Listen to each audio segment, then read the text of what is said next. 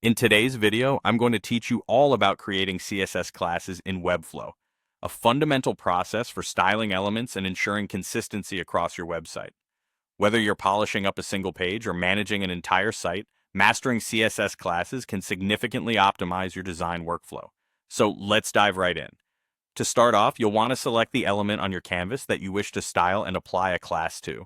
This might be anything from a button, heading, or even a section of your web page. It's important to have a clear idea of what element you're focusing on, as this ensures that your design remains consistent and intentional across your site.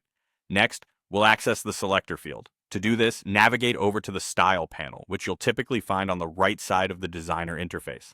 Click into the selector field at the top of the Style panel. Now, if you prefer working efficiently with your keyboard, there's a handy shortcut for this.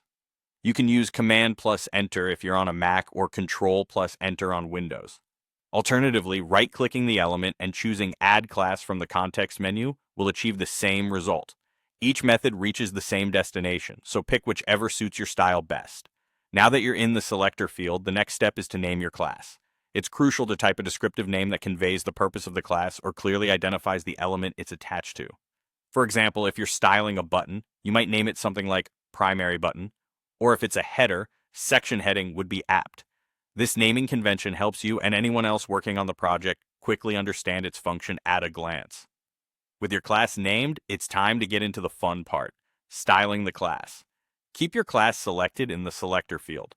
Now, you can explore the various styling options available in the Style panel. For instance, under Layout and Spacing, you can adjust how the element displays, its position, margins, or paddings. The typography settings let you tweak the font family, size, weight, color, and line height. You can get creative with backgrounds, choosing colors, images or gradients that best fit your design. Don't forget borders and effects for touches like border radius, shadows, or adjusting opacity for enhanced visual effects.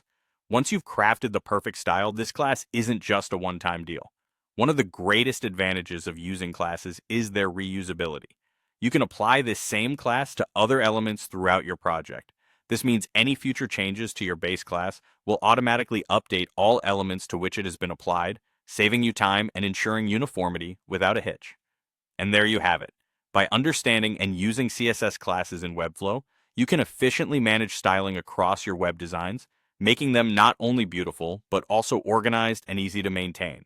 So grab your keyboard, pick an element, and start designing with confidence.